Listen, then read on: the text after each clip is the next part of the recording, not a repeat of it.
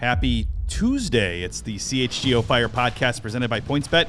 Use promo code CHGO when you sign up to get 2 risk-free bets up to $2,000. I'm Pat. He's Alex. But we're not important today. We have a far more important guy who's joining us on the show. One of my favorite people on the Chicago Fire, Mr. Jonathan Bornstein. JB, welcome to the show, man. Wow, thank you guys for having me. Thanks, Pat. Thanks, Alex.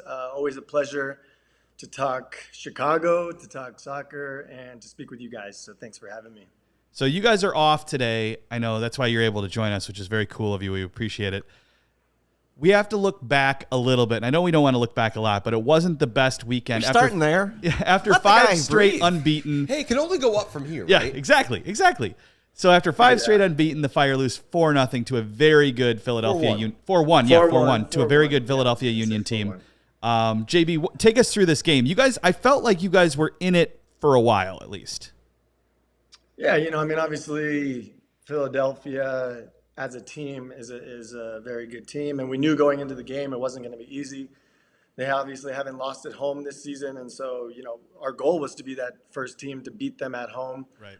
And to continue this kind of momentum that we had going. I think the game didn't go as well as we liked. I think it was we did create some chances there in the first half that if we finish, maybe it's a different game. And I think over this run of good unbeaten games that we've had, we've been able to capitalize on our chances and not give up very many goals. And so I think when we didn't finish those early chances and then, allowed them to score in the first half early, it definitely put us in a hole, and it made it a more difficult game. So I think, every game is a learning experience. We were on a pretty good run, and we got to find the way to get back on that, the train that we were kind of pushing along there. So I think, it's very important for us to bounce back well this weekend at home. We have 2 games at home coming up. So I think in order for us to be able to make the playoffs, it's important to win your home games and then maybe steal a few points on the road where we can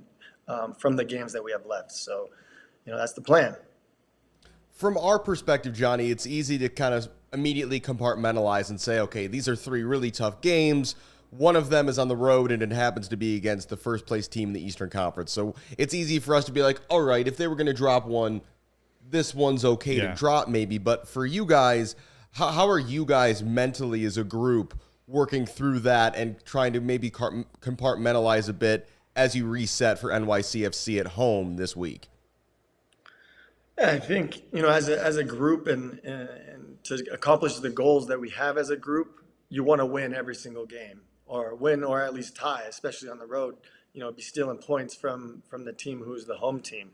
So I think for us, and the most important thing is to be getting points. And so I think, especially knowing that the table is so tight. I mean, from 4th place to 10th, 11th, maybe even 12th place, it's literally a separation of 5 to 7 points between those entire, the group. Yeah, you can see it right there. So, I mean, literally winning a few games in a row can push you ahead of other teams. And so I think it's very important to just be getting points, to get wins. And then obviously other teams beat up on each other throughout those games as well. So from here on out, for us at least, the mentality we take is get points no matter what it is. And at home especially, we got to win. You play against New York City FC this next game coming up. They're a perfect team to beat and kind of jump up against the table. You probably won't catch them, but then they go and play against other teams who are right there with us, and we hope that they beat them, and that we're always beating the teams who are near us. So I think that's the way we take it. Obviously, within the preparation and everything, we haven't really changed much. I think, our coaching staff has done a really good job of preparing us throughout the week in our training and in the video we watch and all of the preparation that we do to get ready for each game. And I think, even through the bad moments there a few months ago, we didn't change much. We trusted the process, and I think it's shown because we were always so close, maybe just not finishing a few opportunities or things not going our way. But I'm really happy that they didn't just change our system or change the tactics, and we've stayed true to our identity. And so I think going forward, that's going to help us, and I think we're in a good spot to accomplish our goal, which is to make the playoffs. And I know we've talked about this before, but you always say it's important to not get too high with the highs and get too low with the lows. You have to kind of keep that even keel mindset, and then it's especially important after winning a bunch of games and then losing like you did to Philly. Isn't that important just to kind of keep that kind of mindset going? Of course. I always say that. I say that quite often to all my teammates, to, even in all aspects of life. Like, you can never let yourself think you're the best when you've accomplished something, of a good importance, or, more specifically, winning a bunch of games in a row, or not losing. And then when you do lose, you can't say, oh, now we're the worst ever, right? You always have to be learning from the times you do lose, and learning also from the times you do win. And sometimes the hardest thing after you win is to stay on top without getting knocked down. So I think this idea of not ever getting up too high and not getting down too low, kind of keeping yourself, like you said, on an even kilter is the most important. And I think in terms of like building a team culture, that's also, a way that you can maintain and keep going at a certain rate for a longer period of time, is if you have that mentality. And so I think it's going to be even more important now going, we have, I think, 9 games left. It's going to be super important going through all of those to try and maintain that balance. And, hopefully you're where you want to be at the end of that to go into a playoff run and, a real competition for a title. So I think it's going to be important to keep that mindset going from here on out. Jonny, you talk about those ups and downs. You've had quite a bit of experience, even in the last couple of years with the Fire, seeing those highs, those lows. How would you kind of describe what the state of the team is right now more broadly? You came in the middle of a very difficult, I think it's fair to say, 2019 season. You've seen, multiple manager changes already. You've seen just a lot of players come in and out of the club. As we're, about 2/3 of the way now through Ezra Hendrickson's first season in charge, how do you evaluate where the club and the group is at this point? Yeah, I mean, if I evaluate it based on what we've done, it's kind of been a season of ups and downs, just like we said, right? We started the season off very well. Our defense was very strong. With the addition of new players, everyone was kind of trying to get to know each other. Through the middle part, we've had some injuries. We've had, guys step up, guys kind of get out of the lineup. You even have to talk about COVID these days, right? How COVID has affected the team and guys playing at certain moments. And so I think, we've gone up and down, and then now we've come up again. And I wouldn't even consider this Philly game like a setback. It was just part of the road that we're on to get to where we want to be. But I would say that the team is in a very good spot in general. I think, the energy within the group dynamic has grown immensely from the beginning of the year to where we are now. I think you saw a really, really big glimpse of what the team is all about in that Charlotte game, where we have to overcome a lot of adversity, not just giving up that goal early, but then to be able to fight back to get the lead, and then to go, tied again, and then to go up again in the game, and to be dealing with the crowd on the road, a Chicago team who over the years has not been able to do well on the road, especially when going down. And so I think that performance showed, the type of fight, the type of grit, the type of camaraderie that the group has. I think that showed a lot. And I think that is what you should see from this Chicago Fire team going forward. A group that's very, very cohesive, a group that's going to fight till the end and definitely show a lot of heart in every single game. So maybe that's something we were lacking before in the last couple of years. And I think we've been able to kind of harness that into a team quality this year. And so I hope we can continue to build on that as well. There are 100% games, I've said this before, that I watched games this year that I knew last year or the year before you guys would have lost. Whether it's an early goal given up or something like that. Charlotte's a perfect example, JB. And then you found a way to win that. So there is something brewing here. I wanted to ask you about SeatGeek. You got to play there this weekend. Obviously, you guys train out there, so it's not unfamiliar, and you played there in 19 when you were here. But does it change anything for you guys to have to play there, or does it not matter much at all to you? I don't think it changes much.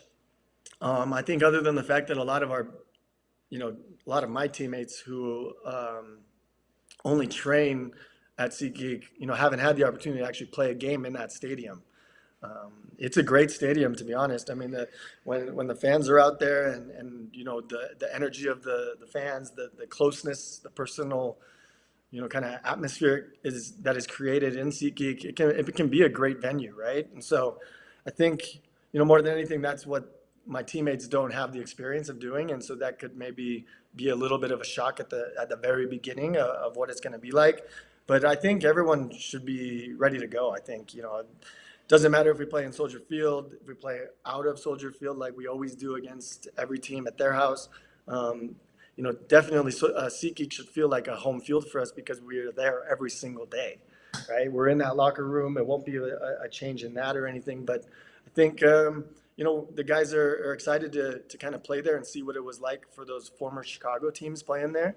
And I will definitely be talking this week to my teammates about those experiences and trying to give them positive images, just even going into the game about that stadium. And so I think it's going to be good. It's going to be fun to play in SeatGeek once again. And, we did play against New York City FC last year in SeatGeek, and we did beat them. So I think that'll be a good way to kind of build on that. Like, we've already beat them here last year. We'll do it again this year.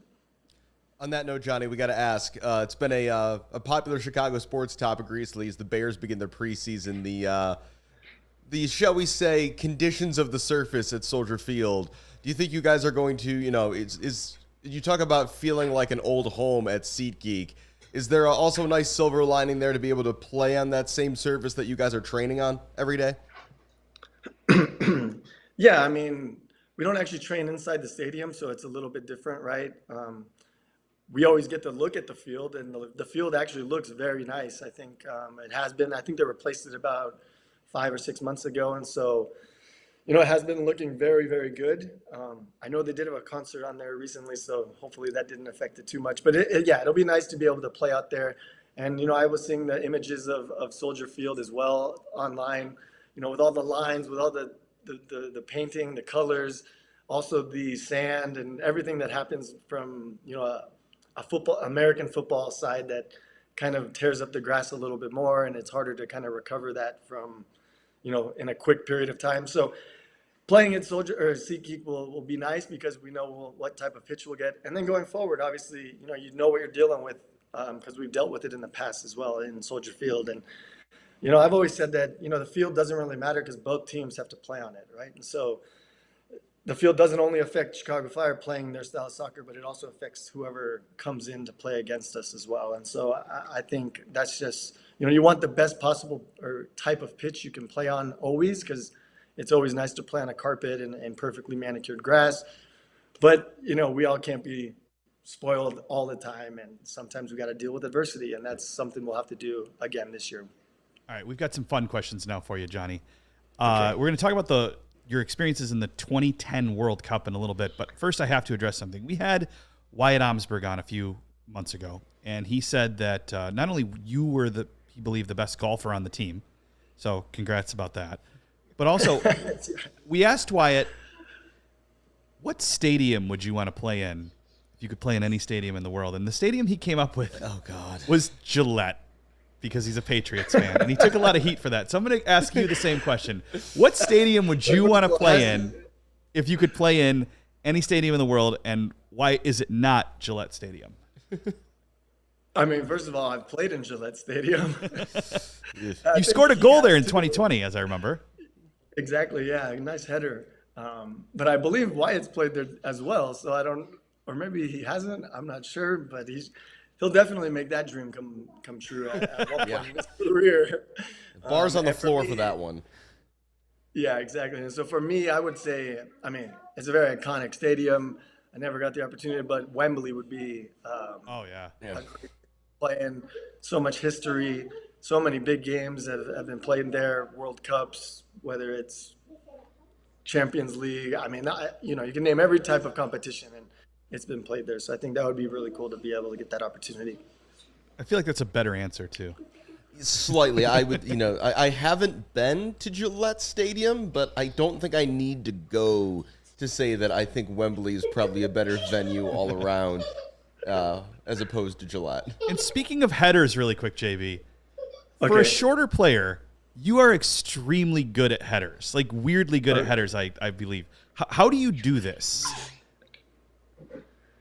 I mean, well, I would say that the secret is timing, right? The timing of when you jump, the timing of reading the ball, and us just, you know, sometimes my teammates joke that you don't use math in life or in soccer especially, but I like to say like you're always using math in soccer. So like reading the angles, reading the timing or the velocity of the ball and the angle at which it's coming. And so all of those things come into play when you're talking about a header, right? That's coming from a long distance, and it's coming at a certain height or angle. And then you being able to jump at the right time to meet that ball at the right, what would you call that? The highest point of impact, right? And so, yeah, you're able. I feel like my secret is being able to read all of those things and then jump at the right time, and then maybe piggyback off of the guy who I jumped just a split second before, and he actually lifts you up and makes you look like you're jumping taller than you actually are. So there you go. Don't tell anybody else that's my true secret. Some World Cup talk now, Alex, you think? Yeah, before we get to the World Cup talk, the last thing I think we wanted to ask you, Jonny, is, Pat mentions you're an impressive header of the ball for your height. You're also just an impressive athlete for your age, I think, at this point. We saw you play winger earlier this year, which was like a new dimension to the game. How long do you want to keep doing this? I know it's probably a question you get asked a lot, like in and around the team, but how much longer do you see yourself wanting to be a professional soccer player, aside from still being able to physically do it? Yeah, no, I think that the first kind of factor within that is to be able to do it at a high level, right? And so as long as I'm able to do it at a high level and feel like personally I'm contributing and doing everything at the rate and kind of just the possibilities that I have, I would like to play until I'm at least 40. I don't know very many field players who have played in past 40. There are quite a few. You can name a lot more goalies than field players, but I see a guy like Preki who played into his early 40s and even won MVP of the league. I think at 42, 40. Don't quote me on that number, but he was definitely in his 40s when he won MVP. And so I think to be in that or be labeled in the same category as those type of players who can play over 40 and still be doing it at a high level. That's kind of my goal. And so at the moment, I feel physically very good. I still feel like I'm playing at that high level to be able to compete day in and day out. And so that's just kind of how I keep myself going. And so, to answer your question in simple terms, at least until I'm 40, which would be another 3 years. Well, looking real quick, Preki won the MVP at 40, retired at 42. So there's the bar, JB. Okay. There it is. There you go. And he was my coach. He's a great example of what it means to take care of yourself, to be taking care of your body, eating well, sleeping well, kind of very focused in your craft. And so, I think I've had some good examples for doing that. And hopefully I can be that example for a lot of younger guys as well. So we missed it. Preki was the manager that Chivas USA team we were talking about. Yes, that produced all the coaches. Correct. Yeah. So World Cup year. World Cup's coming up. We're both very excited about it. We hope the men's national team does quite well. But we wanted to take it back to one of my favorite World Cups ever was 2010 for me, and especially with the U.S. advancing onto the group stage in such dramatic fashion. But you were on that team, Jonny, and I know that there's a story around that you guys stayed at some sort of wildlife reserve or something like that, and you guys were actually delayed going to training by a bunch of animals. Is this true? Yeah, this is true. So we actually stayed in Rustenburg, we had stayed there before as well, I believe for the Confederations Cup.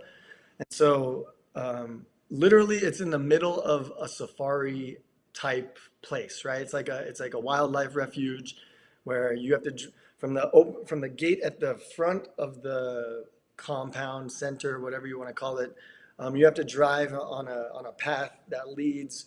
It's probably like a mile or so to get to the actual hotel, where you then pass through another security gate to then get into the hotel. And so within the compound or the grounds of the hotel, you also see like monkeys in trees. Just outside, you see all types of animals walking around, a lot of boar, a lot of smaller animals. And so one time as we were leaving to go to training, we were kind of on that road and we had to stop, and everyone's like, well, why are we stopping? And all you could see was like a family of these magnificent elephants, like this silver, these silver elephants who were just as big as the bus. I mean, some of them were like walking alongside the bus, and you were looking out the windows just straight at their eyes and their trunk. And so we couldn't go anywhere because we were just waiting for them to get off the road. And it was pretty cool. You know, all the guys on the bus, like, we had our own mini safari while we were going to training. It was pretty intense, pretty cool. And then eventually they just kind of did their thing. They got off the road and we were able to move along. So really cool experience. I still can't find my camera that I had during that time to show those pictures. I know, I'm still looking for it. It's got to be somewhere, either at my mom's house or, you know, in my old things back in California. But eventually I'll find them and maybe I can show them to you. The other thing, or of maybe course, someone from U.S. Soccer has those, so if they're listening, maybe they. Yeah, Michael Cameraman, if you're watching or listening, if you've got those lying around, we would love to see them. Jonny, obviously, the other thing we got to ask about is a moment that interestingly went like re-viral this year when someone paired Ian Darke's commentary with video from the stands of course, Landon Donovan's late goal against Algeria to send you guys through to the knockout stages. What do you remember about that game and everything that came in, you know, the hours afterwards as you guys kind of took in that moment? Yeah, no, I mean, how could I ever forget that moment, right? I think, you know, my experience is a little bit different than probably anybody else's because I actually started that game and was taken off, I think in the 81st minute, something like that.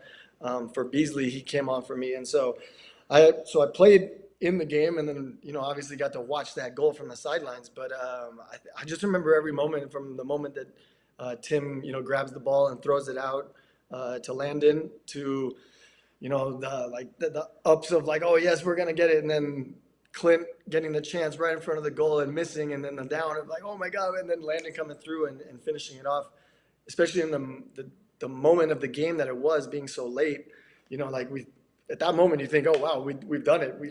We finished everything and just now let's close it out. And so also when he scores, you know, the entire team runs down to the corner of the field and there's a big dog pile, which is a celebration I remember the team doing quite a few times because they did it during my goal against Costa Rica as well. And so, you know, I think it's a great way to show how close that team was.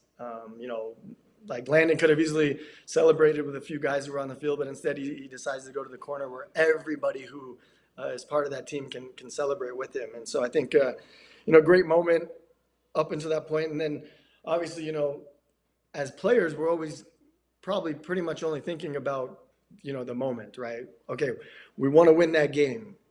We score, we win the game. Then, okay, now it's like, okay, how did the other teams do? So we go back to the locker room, we check it out. We realize that, you know, we've won the group and we're going to be moving on. And so now it's in a whole new celebration of in the locker room, like celebrating, but knowing you have more in front of you to prepare for.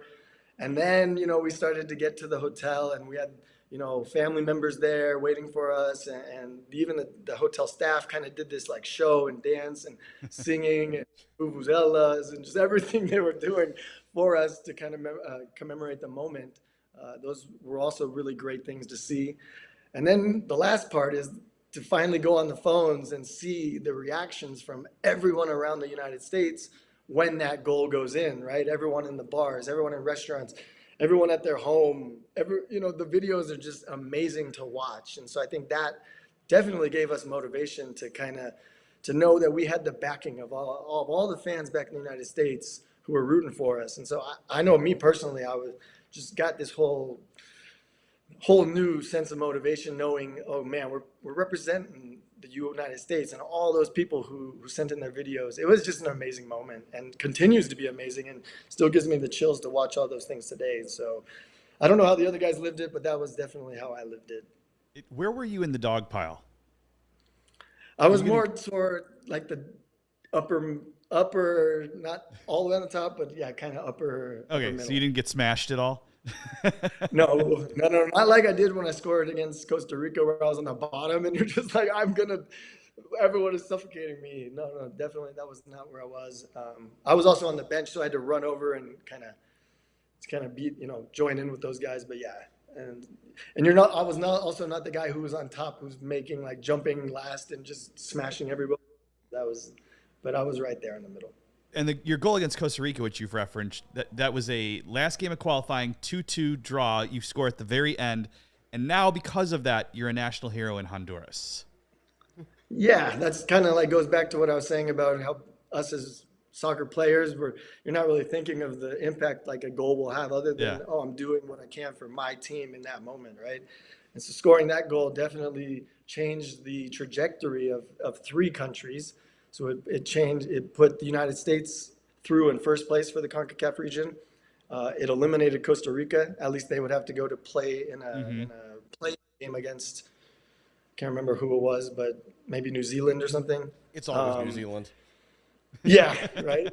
Always New Zealand. And then it actually sent Honduras into the World Cup for the first time in, I think, like close to 30 years. So one goal did all of that in a split second. So that was really cool. And, I still get great love from all the Honduran fans and still really, really nasty messages from the Costa Rican fans. So nice to see that. It's nice to see that soccer has such an impact over the world, and the passion that, some of these countries have for soccer. It's always great to see and be a part of. You mentioned that goal returned Honduras to the World Cup. Speaking of returning to the World Cup, of course, U.S. men's national team back in the tournament this winter. Before we get you out of here, Jonny, we need a prediction of how you think the guys are going to do over in Qatar.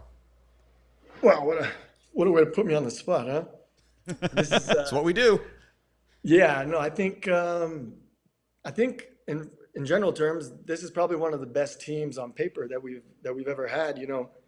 Guys who are getting experience in some of the best leagues around the world, guys who are getting experience, playing against the best players in the world. And so I think, saying that, I really have high hopes for this team. And I think we're in a group that we can definitely get out of and put ourselves in a good spot, to go further in this tournament than we ever have. And so that's kind of my prediction, is that this team is going to be the U.S. team that has gone the furthest in the World Cup out of all of the other teams. And so that I'm sticking with that. Love that. So that is a U.S. men's national team to the semifinals of the World Cup prediction by Jonathan Bornstein. We love to see it. You got to have high hopes for your fellow compatriots. And so let's do that. Let's make it to the semis, and then if you're there already, why not just win it all, right? So, but yeah, let's get them to the semis first. Awesome. Jonny, thanks so much for jumping on with us today. We really appreciate it. It's been really fun talking to you, as always. It was fun to talk with you guys as well. Thanks for inviting me. All right, good luck this weekend. We'll see you. Yep, thanks, Jonny. Okay, hope to see everyone out there at SeatGeek this weekend. Okay. That's it. What a guy. That was great. He's the best. That was great. Man, he's like, wow. He's like, wow, oh, man, you put me on the spot. And then he's like, oh, yeah, semifinals. It's like, okay, cool. And now if they do it, we've got it. We've got the video right here. We do have that Jonathan Bornstein potentially predicted the greatest World Cup in the history of the U.S. I love that. men's national team. Well, before we move on to other things, be it the game we don't want to talk that much about, really terrible U.S. men's national team jerseys for that World Cup potentially, we do have to pay the bills. Bit of business here, yes. PointsBet Sportsbook is counting down the days until the football season, as am I, with a new offer every day until the season kicks off. From now until September 8th, PointsBet Power Hour will unlock a new daily offer from 12 to 1 Central Time. Sign up for PointsBet now using code CHGO to also get risk-free bets up to $2,000. Don't miss out on your chance to get daily access to free bets, boosted odds, and so much more now through September 8th. Download the PointsBet app today and use code CHGO to take advantage of this limited time offer. Don't just bet. Live your bet life with PointsBet. If you or someone you know has a gambling problem and wants help, call 1-800-GAMBLER for crisis counseling and referral services. And it's that time of the show where I have to tell you about OWYN, O-W-Y-N, only what you need. OWYN is a 100% plant-based protein shake that gives you nutrition that works as hard as you do. All of their products are free of all artificial ingredients. They are allergen-friendly, including being gluten and dairy-free, which I'm a big fan of. And I heard about OWYN first, as many of us did around here at CHGO, from Bears quarterback Justin Fields, who follows a plant-based diet himself. Easy for me to say. OWYN and CHGO have partnered up to give you an awesome offer, 20% off your first purchase at liveowyn.com. That's LIVEOWYN.com with the code CHGO20. That's code CHGO20. So join me and Justin Fields and try Owen, only what you need. Pat, we talked about it a bit with Jonny. The Fire did not need how that game went in Philadelphia, and I think, probably most of our audience watching and listening at least either watched the game, saw the highlights, so we don't need to get too into it, but I think the biggest talking point is probably after a stretch of a couple months where he looked just supremely confident and on top of the world, a bit of a bumpy ride in Chester for Gaga Slonina. Yeah, he had the second goal where he catches it and then it bumps the crossbar and comes out of his hand. You had to figure, both from a Gaga standpoint, being only 18 years old, and from a team standpoint in general, they had to have a bad one. And it was like we talked about with Jonny, the ups can't be so high and the lows can't be so low. It wasn't a good game, but you have to look at it from this perspective. It was against the best team in the Eastern Conference. That's the bar. Also, they never lose at home. Like, they haven't lost at home in like 2 years. Yeah. That's against a Fire team, which Jonny alluded to this. The Fire have won, I think, 2 away games this year, which is more away games than they've won in the season in like forever. So you've got 2 trends going very much opposite directions. As I mentioned when we were talking to him, if there was going to be a loss in these 3 games, the road game at the best team in the conference was probably going to be it. So to your point, I think you kind of have to ignore the manner in which it happened and say, okay, take the lumps, move on. Yeah, it's easy to say, well, the Fire made mistakes, but good teams force you to make mistakes. So, and Philly did just that. The fact that the Fire were able to get 3 points against Philly at home earlier this season is incredible, because that's a very, very good team. But yeah, I don't put too much stock in the loss. It was bound to happen, and Philly was able to, make the most out of some mistakes for the Fire. They did try to battle back. Chris Mueller had a nice goal for the 2-1, and then immediately Philly scores again with the 3-1 after the half, and that was all she wrote. And then, if we didn't make this the pick of the week, because we don't like betting against the Fire, but maybe we should have done. Corey Burke against the Fire. What on earth? Oh. For those who are unfamiliar, Corey Burke has been a striker for the Philadelphia Union for several years. He's never been like their starting striker, so this is not a guy who plays a ton of minutes, but I don't have the math in front of me. Corey Burke's goal-scoring record against the Chicago Fire is, I believe, better than any MLS player's scoring record against a particular team in league history. It is absolutely unreal. He scores a goal something like every 40 minutes or so he plays against the Fire. And again, he doesn't start almost any of these games. He just comes off the bench, wreaks absolute havoc.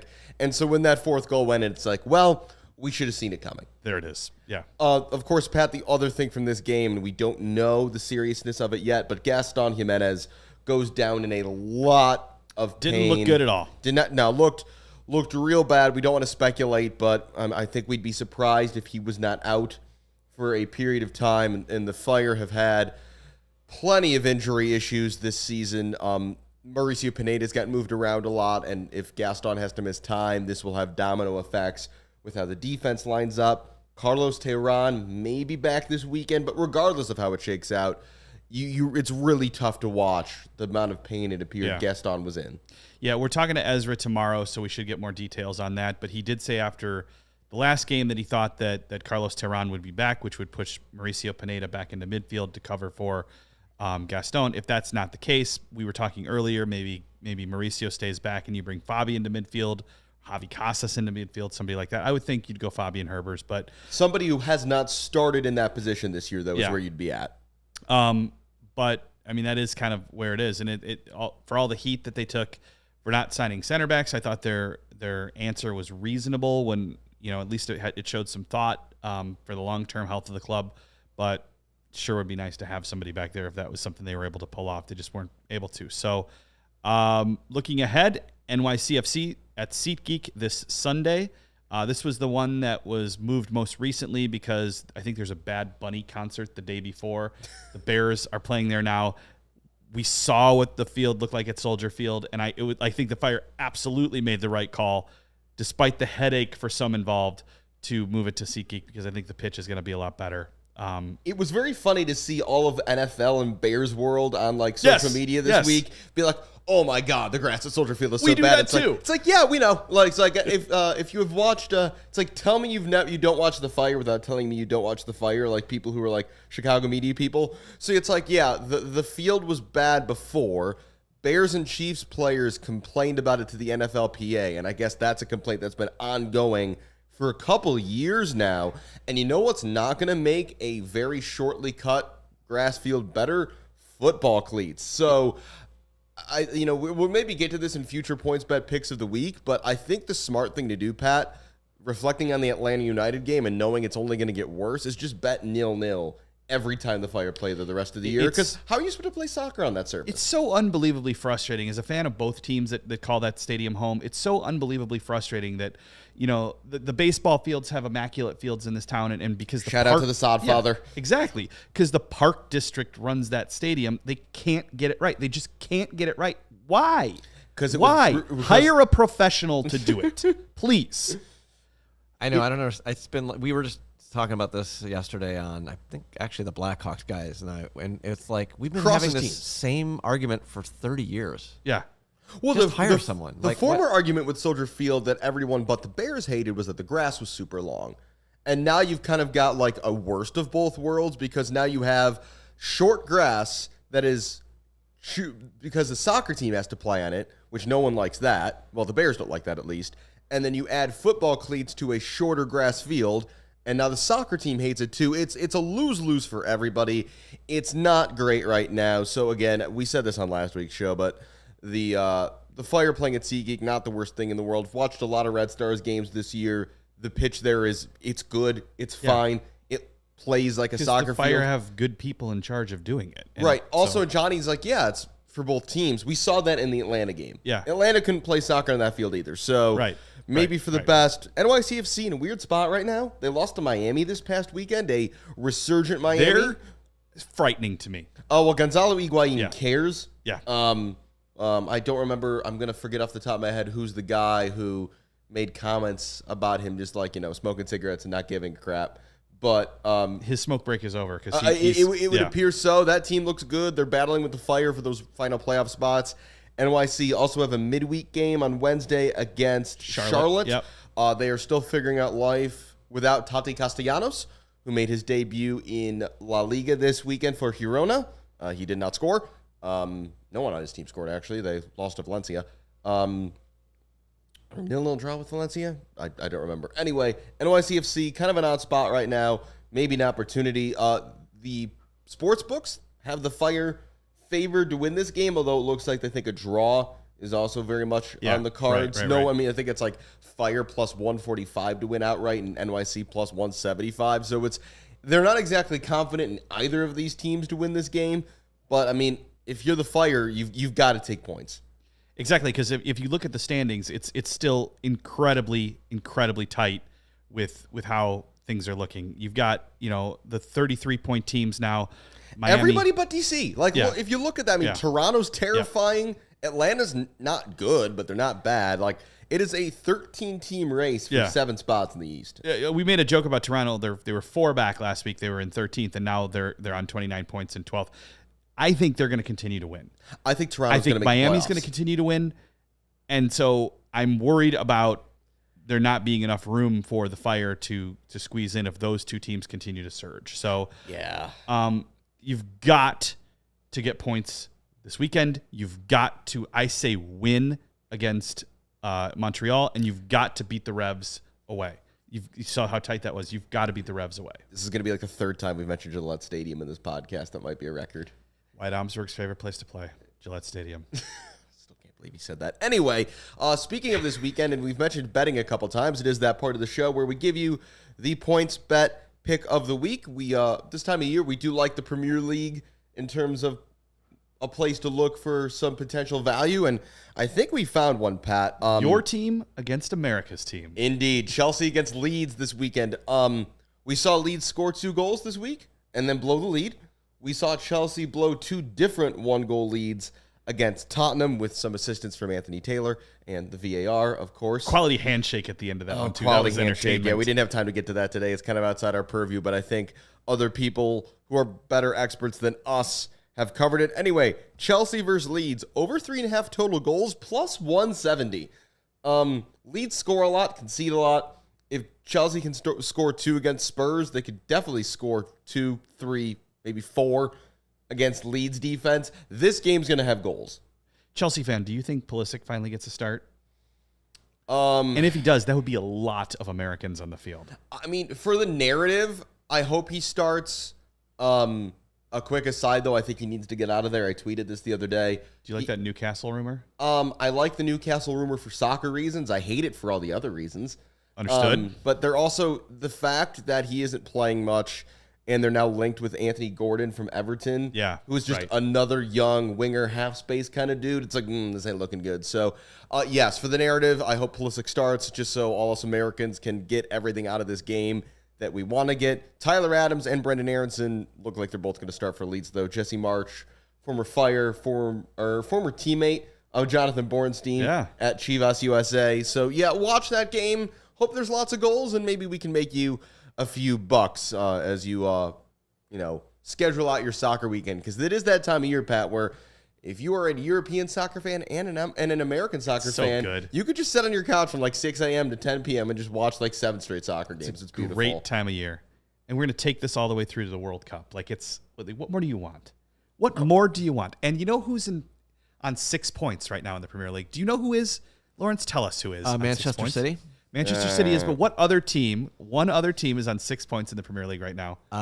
Is it a team? Right there. Is it Arsenal? It's Arsenal. Is it Arsenal or is it just the Gabbies? Because it feels like it's just the Gabbies. Gabby. Love the Gabbies. That fourth goal by Gabby Martinelli. My goodness, that was amazing. Shout out to Gabriel Jesus for spearheading my fantasy Premier League team this weekend, and hopefully Gabriel Martinelli continues his form because I just replaced Jadon Sancho with him. So I mean, I don't mind the Gunners scoring some goals for totally personal, selfish reasons. Not wanting to have Man United players in your Premier League team for any particular reason. What's annoying though is that I believe Arsenal plays them like 3 or 4 matches down the road, and you could just see that like they'll have figured it out by then. Yeah, Ronaldo will be shipped out to wherever, and they'll have sorted it out. Or he'll just score twice against Arsenal, and it'll annoy the shit out of me. No.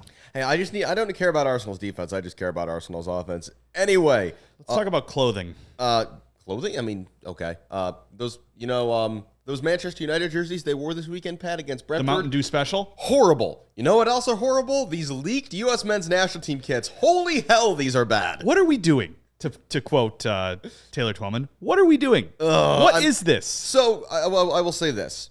There is the potential for the white kit to be fine. If the numbering is good, if the shorts and the socks are decent, that kit can be It has fine. Elements of both the 2002 World Cup kit and with the crest in the center, the kit immediately after that, like for the Dos Acero in 05, with the circle around the total 90 ones that every country had. Yeah, Portugal is the country I most associate with those. Yeah, so it has elements of that. The blue, is that the ocean? I'm not even kidding. I think it's the template that it's the Leeds United away kit that they wore this weekend with like a yellow and blue tie-dye. It's just that with blue and black. And I'm wondering if, again, we see in modern soccer a lot of templates. This is not a good sign only for the United States. This is a bad sign for like everyone because Nike makes a lot of these kits. And so if this is just what Nike's going to do, we could be looking at a very, very ugly World Cup. You have to believe they're going to have nice kits for France, and Nigeria is going to have sweet kits. But yeah, that's not. And my thought was, why don't they switch back to the Waldo or a sash or something that people enjoy?